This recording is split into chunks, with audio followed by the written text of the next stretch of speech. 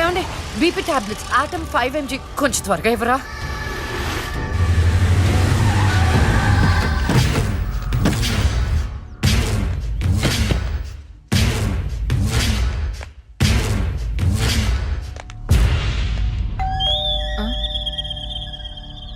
ఒక నిమిషం అండి.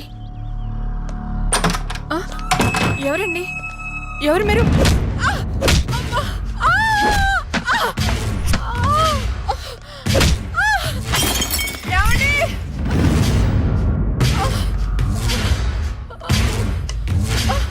ఎక్కడే నీ కూతురు? ఎవరు మీరు? లక్ష్మి ఎక్కడా? ఏమండి? తులసి ఏంటిది? ఏంటిది?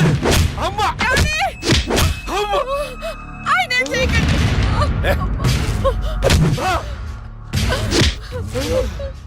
నీ కూతురు లక్ష్మి ఎక్కడా? మొన్న రాహుల్ని చంపింది, నిన్న నా తమ్ముని చంపింది. ఎక్కడా? తులసి!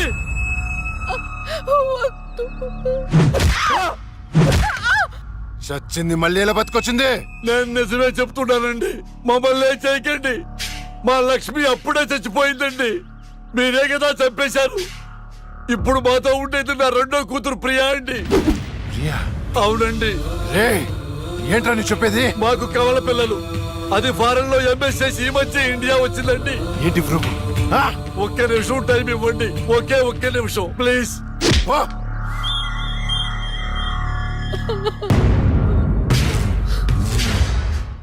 ఇది ప్రియా బర్త్ సర్టిఫికెట్ అండి. మీకు కావాలంటే లక్ష్మి డెత్ సర్టిఫికెట్ కూడా తెచ్చిస్తానండి.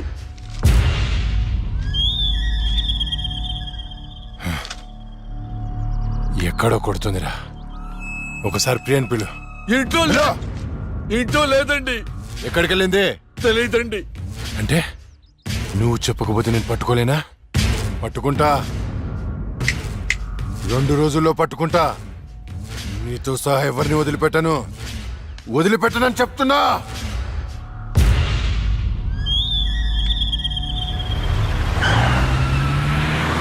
తులసి! ఏమండి? అమ్మా! నాన్న, అమ్మకి ఏమైంది? అయ్యో అమ్మా! నాన్న హాస్పిటల్ తీసుకెళ్దాం.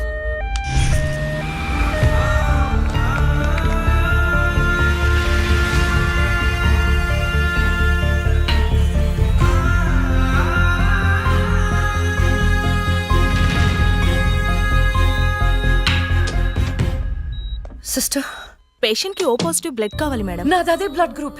నేను ఇస్తాను, రండి. వదండి.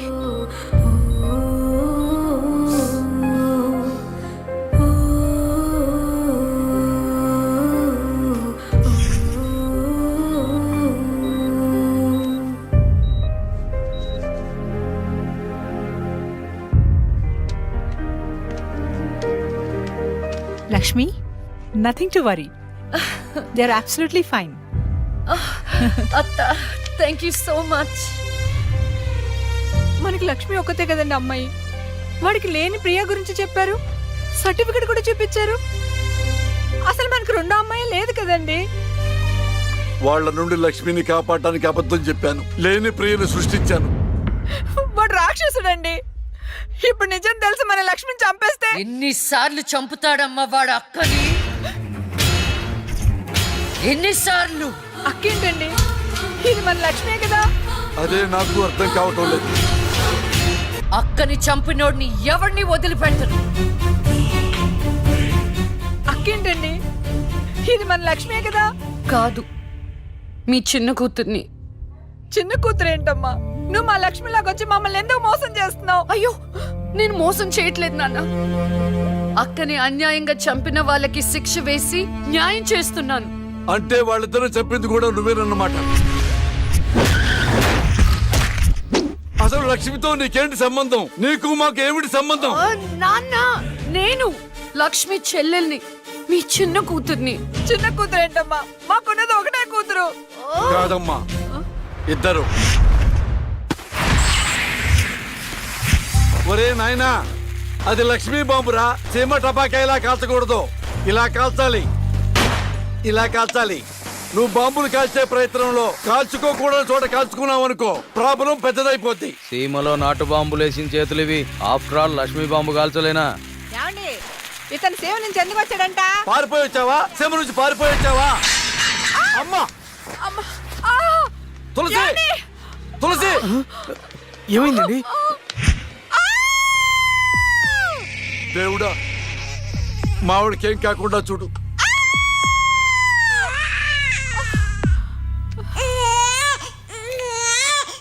ఏమయ్యా? డాక్టర్ గారు, షీఈ్ ఫైన్, తనకి ఏం కాలేదు. చాలా థాంక్స్ డాక్టర్ గారండి. కానీ నీకు ఆడపిల్ల పుట్టిందయ్యా. ఆడపిల్ల అయితే ఏంటండి, మా ఇంట్లో మహాలక్ష్మి పుట్టింది. కవల పిల్ల పుట్టారు. అమ్మా దీపావళికి డబుల్ బోనంజే సార్. ఆడపిల్లలైతే ఏంటి సార్ సంతోషం, చాలా సంతోషం సార్. కానీ ఒక పాపనే మేము రక్షించగలిగాం. రెండో పాప కడుపులోనే జాండీస్తో చనిపోయింది. నేను అక్కలాగే ఈ భూమి మీదకి వచ్చాను, కానీ నా దురదృష్టం పుట్టగానే చనిపోయాను. ఈ విషయం నా భార్యకు తెలియనివ్వకండి సార్. హాస్పిటల్లో అమ్మ వాళ్ళలో ప్రాణాలతో అక్క, శ్మశానంలో ప్రాణాలు లేని నా శరీరాన్ని నాన్న కప్పెడుతుంటే నాకు ఏడుపొచ్చింది. ఆ వయసులో ఏం జరుగుతుందో నాకు అర్థం కాలేదు, కానీ ఆ దేవుడు నాకు అన్యాయం చేశాడని నాకు అర్థమైంది.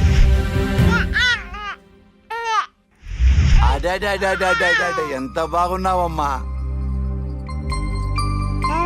తులసి.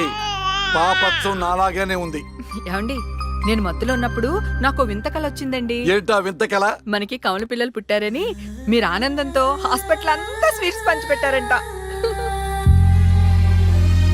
ఏంటండి ఏదో ఆలోచిస్తున్నారు? కవల పిల్లలు పుట్టపోతే ఏంటే, బంగారం లాంటి బిడ్డను కన్నావు. అవునండి, నిజంగా మన బిడ్డ బంగారమే.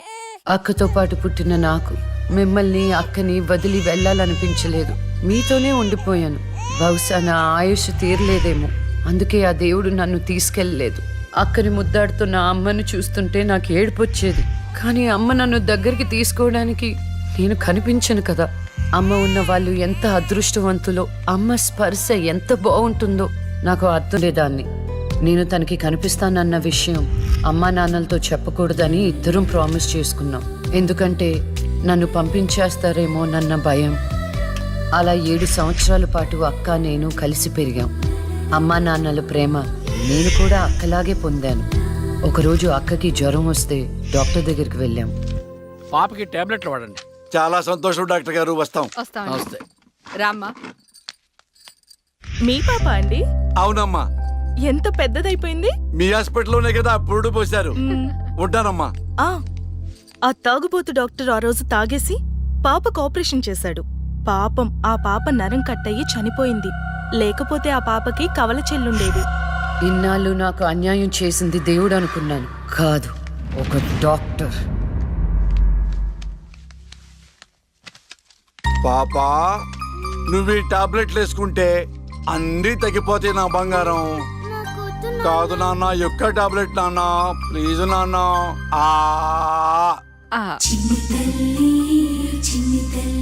జ్వరం తగ్గిపోద్ది నాన్న, బుజ్జు నా బంగారు తల్లి. రా కమా. మీకు దండం పెడతాను. ఇక నా దగ్గర పని చేయాలంటే నాతో బోనే కొట్టించుకోవాలా? నన్ను వదిలిపెట్టండి. Come on darling.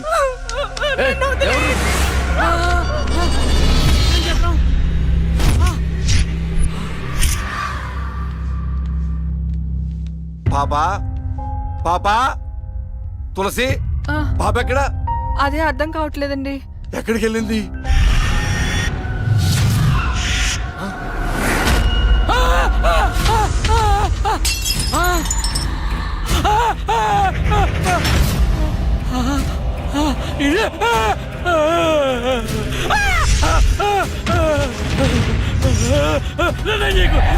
నీ దండం పెడతా.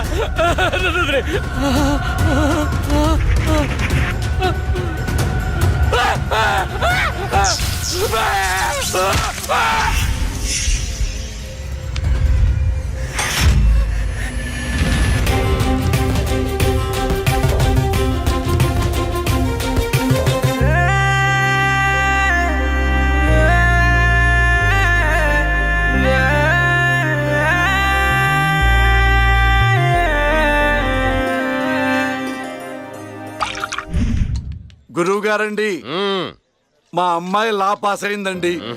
ఇక నుండి మా అమ్మాయి పేరు లక్ష్మి కాదండి, లాయర్ లక్ష్మి.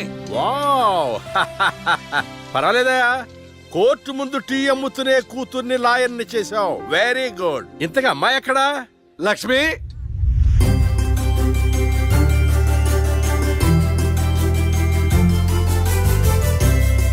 ఏంటి నాన్న పిలిచారు? సార్ మా అమ్మాయి లక్ష్మి. నమస్కారం అండి. అమ్మా నరసింహరావు గారని పెద్ద లాయరు. అవునా? వయసులోనా? కాదురా, మామూలుగా కూడా పెద్ద లాయరేనమ్మా. నేను మీ గురించి చాలా విన్నానండి. అంటే సాక్ష్యాలతో సంబంధం లేకుండా ఎలాగైనా కేసు మీ వైపు మలుచుకుంటారని విన్నాను. అదేనమ్మా లాయర్ తెలివితేటలు. అది సరే, ఇంతకీ నువ్వు సొంతగా ప్రాక్టీస్ చేద్దాం అనుకుంటున్నావా, లేక నాలాంటి వాడి దగ్గర అసిస్టెంట్ గా చేద్దాం అనుకుంటున్నావా? అంటే ఇంకొకరి దగ్గర చేస్తే వాళ్ళ ఇన్ఫ్లుయెన్స్ నా పైన పడుతుంది కదండి. అలా కాకుండా డైరెక్ట్ గా ప్రాక్టీస్ చేద్దామని అనుకుంటున్నాను. నేను నాలా ఉండాలని. గుడ్. వాయిస్ దేముంది సార్, మనుషులందరి దగ్గర ఉంటుంది. లాయర్ కి ఉండాల్సింది ఆనెస్టీ. అది నా దగ్గర ఉంది సార్. హానెస్టీ, నిజాయితీ. చూద్దాం నీ నిజాయితీతో ఎన్ని కేసులు గెలుస్తావో. All the best. అమ్మా చూసావా, నువ్వు నోరు తెరిస్తే అవతల వాడు నోరు ఎలా మూతపడిందో, కోర్టులో కూడా ఎలాగ చంపేయాలా. నాన్న నాకు మంచి చాయ్ పెట్టి. ఏయ్, నా బంగారు తల్లికి మంచి చాయ్ రెడీ చేయరా. మా అమ్మాయి లాయర్ అయిందండి, తన పేరుతో అర్చన చేయించండి. అలాగేనమ్మా. శుక్లాం భరధరం విష్ణుం శశివర్ణం చతుర్భుజం ప్రసన్నవదనం ధ్యాయేత్ సర్వ విఘ్నోపశాంతయే. ఇష్టకామ్యార్థ ఫల సిద్ధిరస్తు.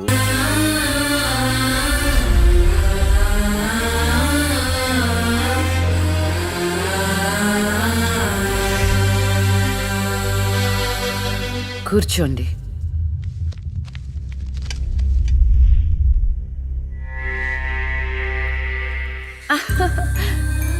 All the best.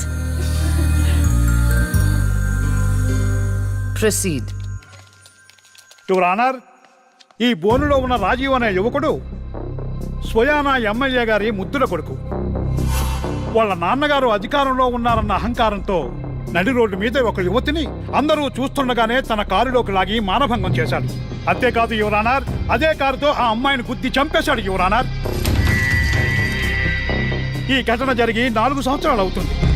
ఈ రాజీవే హంతకుడని అందరికీ తెలుసు, కానీ ఇంతవరకు నిందితుడికి శిక్ష పడలేదు your honour. Objection your honour. Objection sustained. Thank you. ఈ పేపర్లో, టీవీల్లో వచ్చిన వార్తల ఆధారంగా శిక్షిస్తూ పోతే జైళ్లు నిండేవి యువర్ ఆనర్.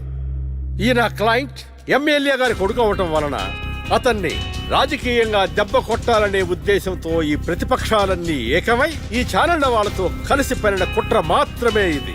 ఈ రాజీవ్కి చనిపోయిన అమ్మాయికి ఎలాంటి సంబంధమూ లేదని తమరికి విన్నవించుకుంటూ అతన్ని నిర్దోషిగా భావిస్తారని ఆశిస్తున్నారు. That's all your honour. Objection your honour. ఇలాంటి వాళ్ళకి శిక్ష పడకపోతే ఎంతో మంది అమ్మాయిలు బలైపోతూనే ఉంటారు. నేను ఇదివరకు ఎన్నో సాక్ష్యాలను కోర్టులో ప్రవేశపెట్టడం జరిగింది యువర్ ఆనర్. దయచేసి మానవతా దృక్పథంతో ఆలోచించి జడ్జిమెంట్ ఇవ్వండి.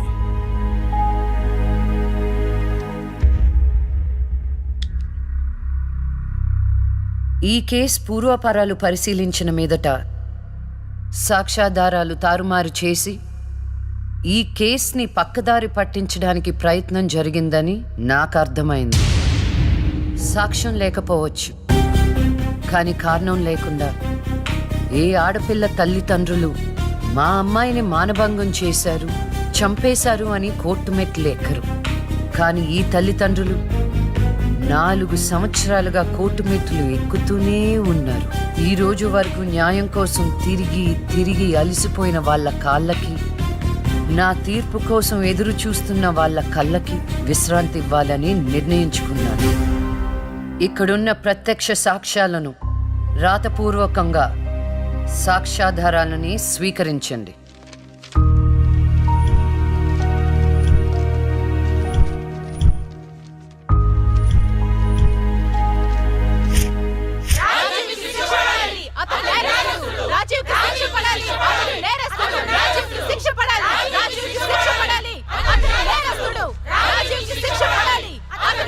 Order, order, order. రాజీవ్ అనే ఈ ముద్దాయికి లైఫ్ ఎమెన్షన్ కఠిన కారాగార శిక్ష విధించడమైనది. Objection your honour. Objection overruled. The court is adjourned.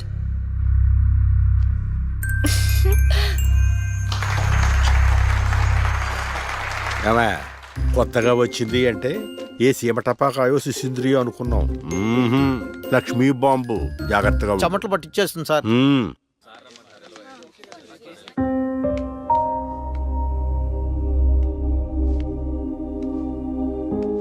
Hello hello, అందరూ ఒకే దగ్గర ఉన్నారు. ఏంటి స్పెషల్?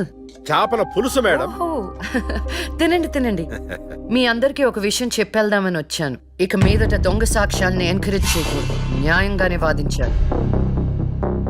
ఏమిటి మేడం, ఏం మాట్లాడుతున్నారు? ఇంకెలా మాట్లాడమంటారండి? హా? కోర్టుని కూరగాయల మార్కెట్లా తయారు చేశారు. స్టేషనరీ నుండి సాక్ష్యాల వరకు ప్రతిదీ అమ్మకమే. మర్డర్ కేసుకో రేటు, దొమ్మి కేసుకో రేటు, రేప్ కేసుకో రేటు. చిచి, చెప్పుకుంటేనే సిగ్గుచేటు. సంపాదించుకుంది చాలు, ఇక అన్నీ మారాలి. అన్నీ మారతాయి. ఇక నుండి దొంగ సాక్ష్యాలు చెప్పేవాళ్ళు కోర్టు సరౌండింగ్స్ లో కూడా కనిపించడానికి వీల్లేదు. ఎవడైనా కక్కుర్తిపడి డబ్బు కోసం దొంగ సాక్ష్యాలతో కేసుని గెలిపించుకోవాలని చూస్తే వాళ్ళని కూడా నేరస్తుల బోన్లో నిలబెడతా, శిక్షలో షేరింగ్ ఇప్పిస్తా. ఇక నుంచి న్యాయం గెలవాలి. న్యాయమే గెలవాలి. న్యాయమే గెలవాలి. న్యాయమే గెలవాలి. న్యాయమే గెలవాలి. ప్రశాంతంగా ఉన్న అక్క జీవితంలో ఒకరోజు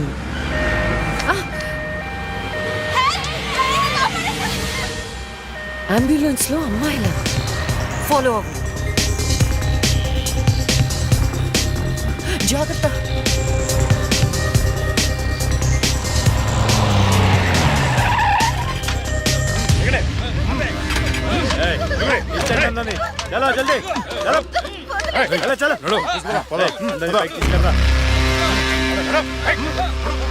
అంతా ఓకే అన్నా తీసుకొచ్చా అందరినీ.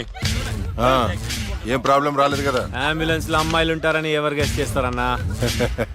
ఏయ్, వీళ్ళందరినీ ట్రక్ లో ఎక్కించండి. ఆ దుబాయ్ షేక్ గాడు ఒక్కడే ఫోన్లు. అసలు అది సార్ ప్లీజ్ సార్, దండం ఓయ్! అరవకో. ఏంటే నువ్వు అరిస్తే రిప్లై ఇచ్చేవాడు ఇవ్వలేడు. ఇది నా ఏరియా. రేయ్, తీసుకెళ్ళండి రా అందరినీ. తీసుకెళ్ళండి తొందరగా. పోవే. Stop it!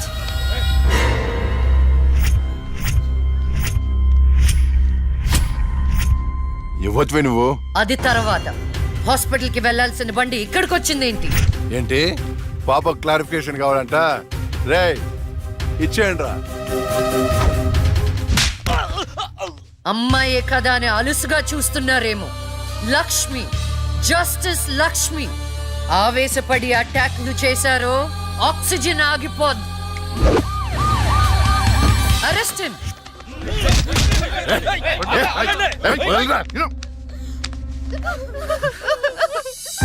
అయ్యో, ఏడవకండి అమ్మా, ఏడవద్దు, ఊరుకోండి. ఏడవద్దు. వీళ్ళని స్టేట్ హోమ్ కి తీసుకువెళ్ళండి. వీళ్ళ పేరెంట్స్ ఎవరో కనుక్కొని వాళ్ళకి అప్పచెప్పండి. నిన్న స్వామీజీ దగ్గరికి వెళ్తే టైం బాగుందన్నాడు. ఏంటి ఇలా జరుగుతుంది? అమ్మాయిల అక్రమ రవాణా కేసు మినిమం 10 సంవత్సరాలు శిక్ష పడుతుంది. నిన్ను శిక్ష ఎన్నేళ్లు పడుతుందని అడగట్లేదు. నన్ను శిక్ష నుంచి తప్పించగలవా అని అడుగుతున్నా. తప్పించడానికి అక్కడ ఉంది ఎవరు? ఎవరు? లక్ష్మీ బాంబ. అంతేగా? చాలా కరెక్ట్ ఇన్ఫర్మేషన్ చెప్పావు నాయన. నా కేసు వాదిస్తే నువ్వెంత డబ్బు అడిగితే అంత ఇస్తాను. వాదిస్తాను, కానీ గెలుస్తావని నమ్మకం మాత్రం లేదు. కానీ నువ్వు గెలవాలి. నువ్వు గెలవాలి అంటే లక్ష్మి నీకు ఫేవర్ గా జడ్జిమెంట్ చెప్పాలి. ఇదే నేను నీకు ఇచ్చే సిన్సియర్ సజెషన్. వస్తా ఏమయ్యా, వస్తా.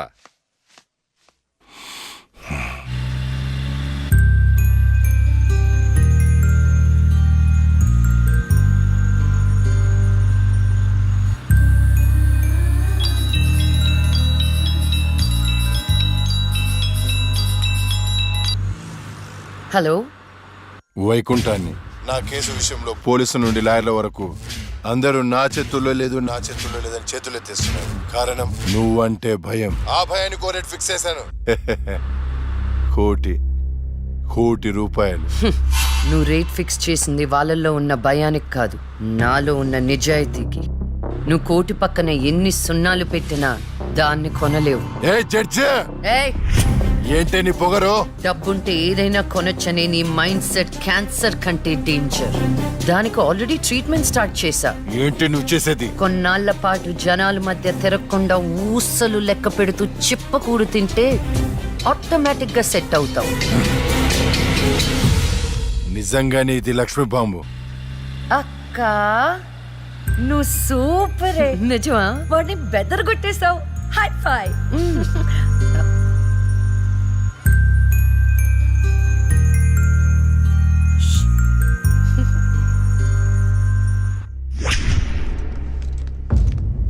కంటిన్యూ. అంత మాత్రానికి నా క్లయింట్ని నేరస్తుడు అనడం భావ్యం కాదు. పట్టుబడిన 10 మంది అమ్మాయిలు ఇచ్చిన స్టేట్మెంట్ ఆల్రెడీ మీకు సబ్మిట్ చేశాం. న్యాయాన్ని గెలిపించండి. సాక్ష్యాధారాలన్నీ పరిశీలించిన మీదట వైకుంఠం అనబడే ఈ ముద్దాయికి ఐపీసీ 302 సెక్షన్ ప్రకారం 7 సంవత్సరాల కఠిన కారాగార శిక్ష విధించడమైనది.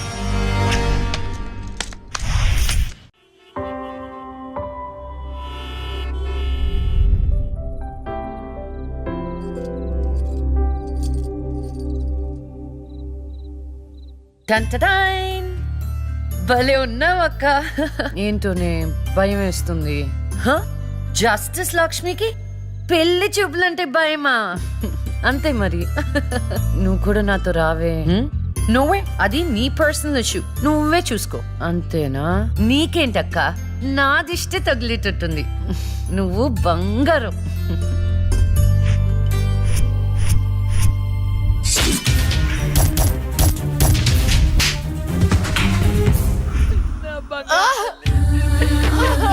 సరిపోయిందమ్మా.